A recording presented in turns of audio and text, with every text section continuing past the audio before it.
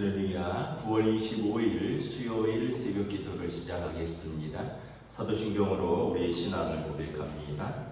나는 전능하신 아버지 하나님 천지의 창조주를 믿습니다. 나는 그의 유일하신 아들 우리 주 예수 그리스도를 믿습니다. 그는 성령으로 잉태되어 동정녀 마리아에게서 나시고 본디오 빌라도에게 고난을 받아 십자가에 못 박혀 죽으시고 장사된 지 사흘 만에 죽은 자 가운데서 다시 살아나셨으며 하늘에 오르시어 전능하신 아버지 하나님 우편에 앉아 계시다가 거기로부터 살아있는 자와 죽은 자를 심판하러 오십니다. 나는 성령을 믿으며 거룩한 공교회와 성도의 교제와 죄를 용서받는 것과 몸의 부활과 영생을 믿습니다. 아멘. 찬송가 312장 찬양하시겠습니다. 찬송가 312장입니다.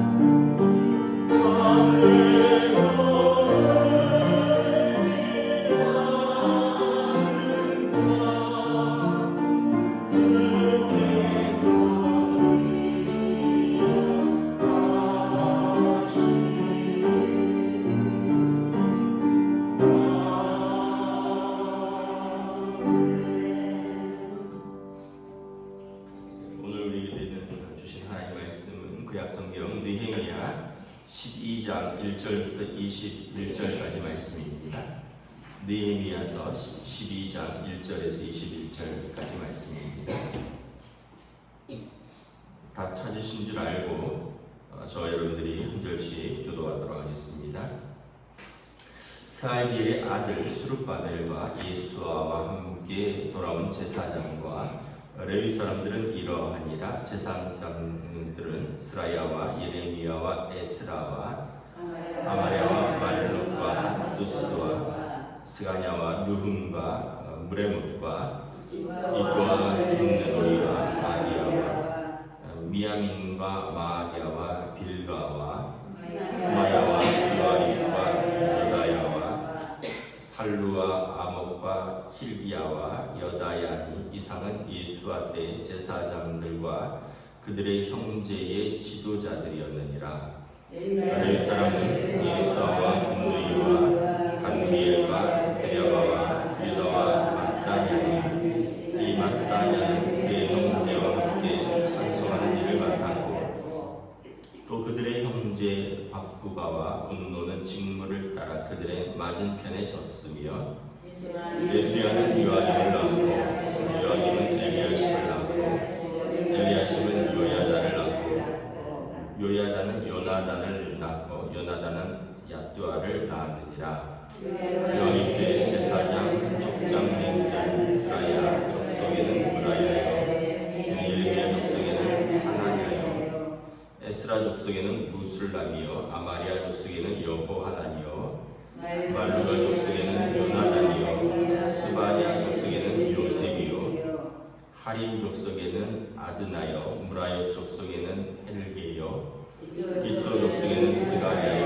기느덧 족속에는 무술람이요, 아비야 족속에는 시그리요, 미냐민 곧 모아다 족속에는 빌데요, 빌가 족속에는 스마요, 스마야 족속에는 요호나단이요, 요야립 족속에는 마뜨네요, 여드야 족속에는 우시요, 살레 족속에는 갈레요, 아목 족속에는 에베리요. 함께 읽습니다. 힐기야 족속에는 하사바요, 여다야 족속에는 느다넬이었느니라. 아멘. 할렐루야. 오늘도 또 새날을 주셨습니다. 하나님께서 은혜와 평강으로 함께하여 주시기를 축복합니다. 이제 그 제사장과 레위 지파의 가문을 조사해서 그 명단을 작성을 합니다.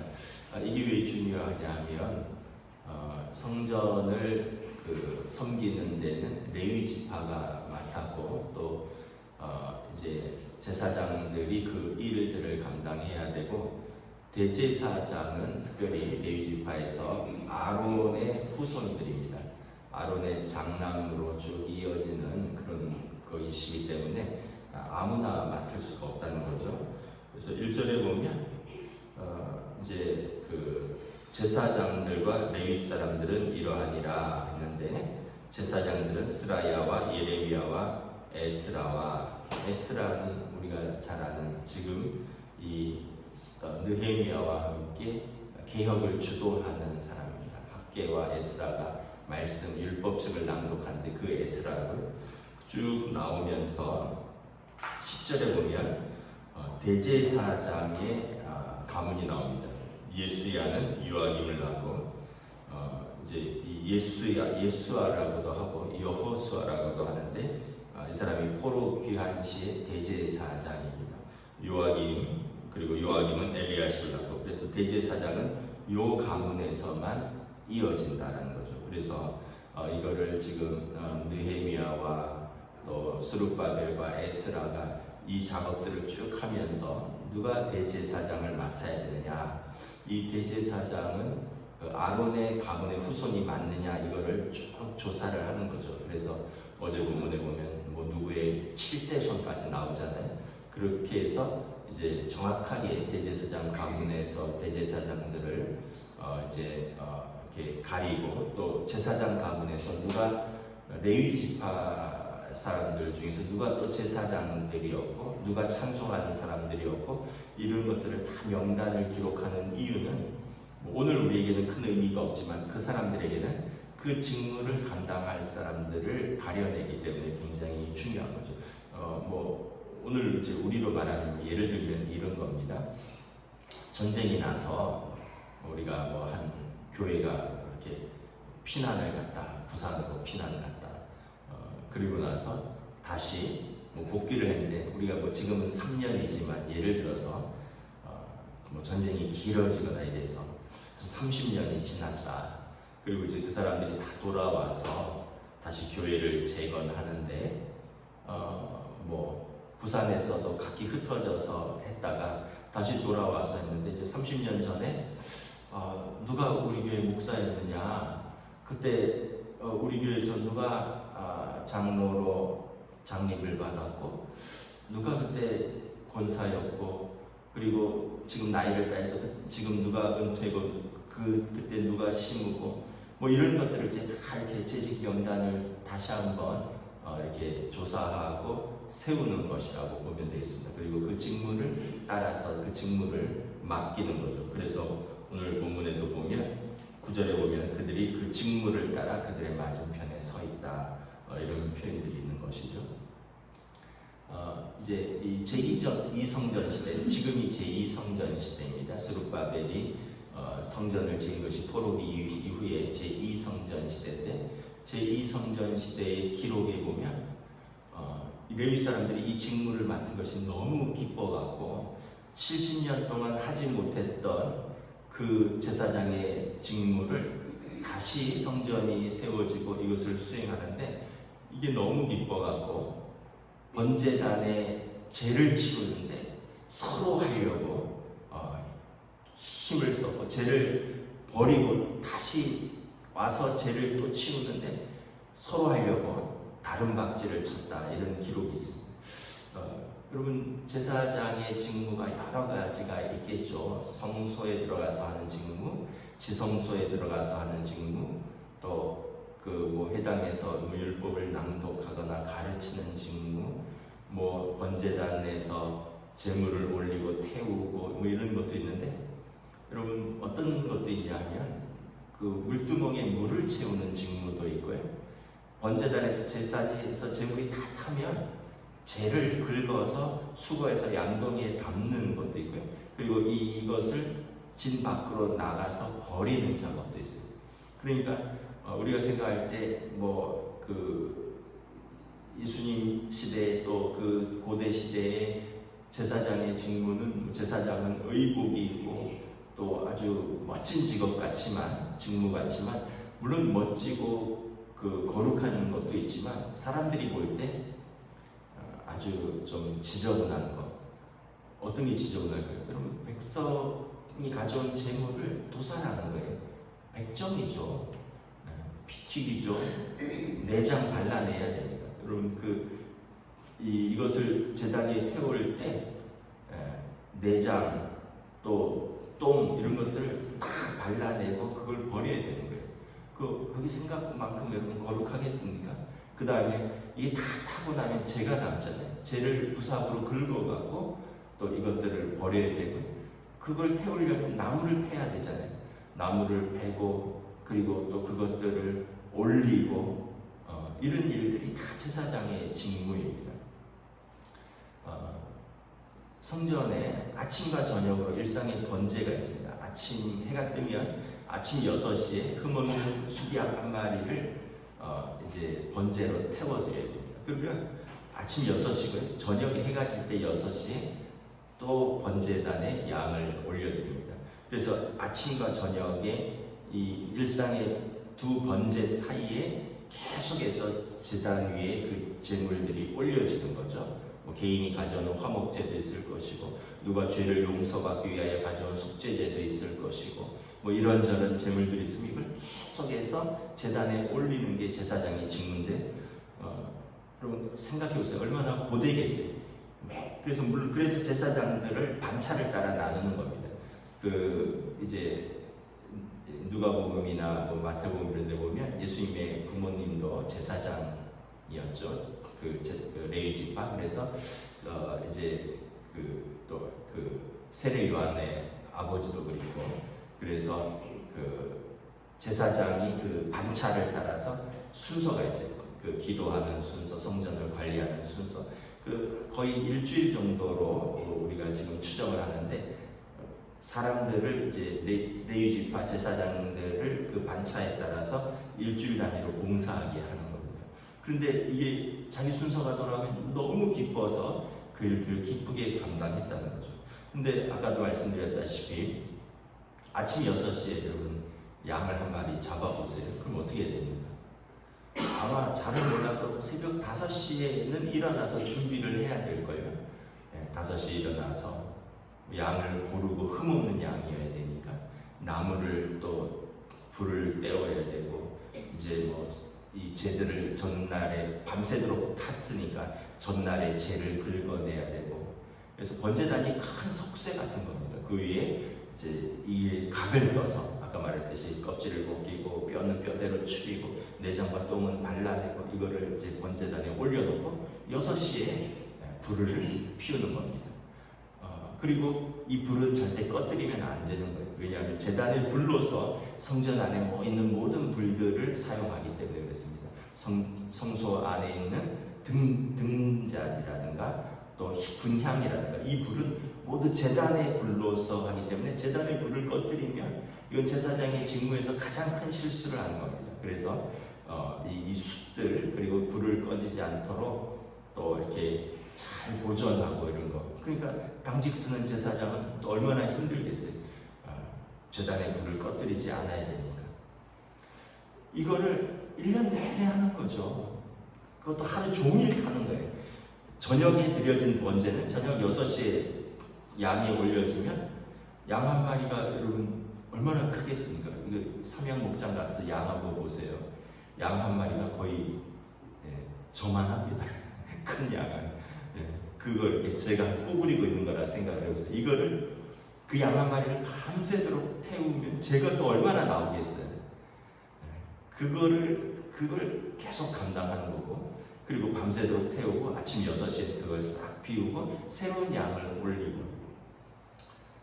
다시 말하면 고상한 일만 제사장의 직무가 아니었다는 거죠. 우리가 생각하는 것처럼 오늘날로 말하면 이렇게 목회자들이 설교하고 대표기도하고 성가대가 예쁜 가운 입고 찬양하고 이런 것만 제사장과 레위지파의 직무가 아니라 마당을 쓸고 화장실을 청소하고 또 여기저기 안 보이는데 거미줄을 떼고 창틀에 먼지를 닦고 누가 청년들이 남기고 간 지난주에 커피를 누가 남아있으면 그걸 비우고 한 주간에 쌓였던 쓰레기들을 치우고 이게 다 제사장의 직무, 레위지파의 직무였던 것입니다. 이걸 안 하다가 70년간 못 하다가 이걸 하게 되니까 그 제사장들이 너무 기뻐서 뛰어다니면서 했고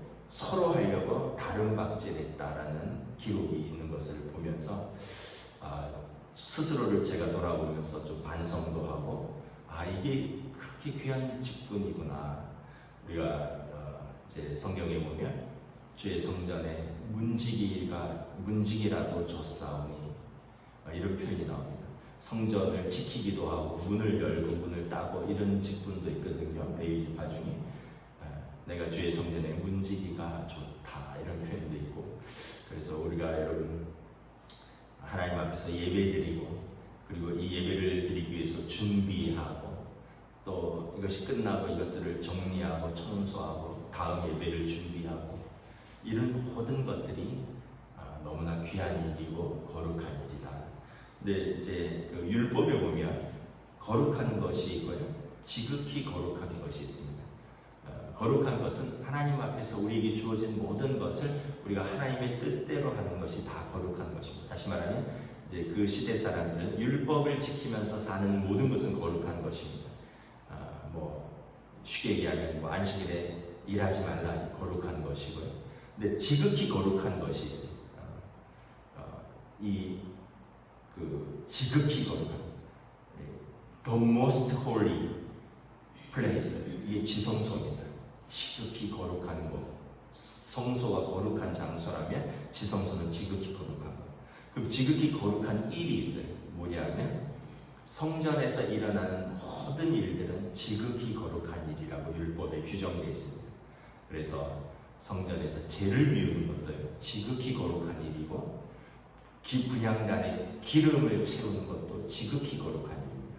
다시 말하면 여러분 화장실에 두루마리 휴지를 채우는 것 지극히 거룩한 일입니다. 하나님 앞에서. 여러분 우리가 창틀에 먼지 한번 닦는 것 지극히 거룩한 일입니다. 그러니까 우리가 이제 구약시대에 사는 것은 아니지만 우리 마음에 사실 몸을 쓰면 두 가지가 있는 것 같아요. 첫째는 몸을 쓴다는 것은 이제 좀 힘들다는 의미죠. 몸을 쓰면 힘들잖아요. 그런데 또 하나는 몸을 써야지만 이루어지는 일들이 있어요.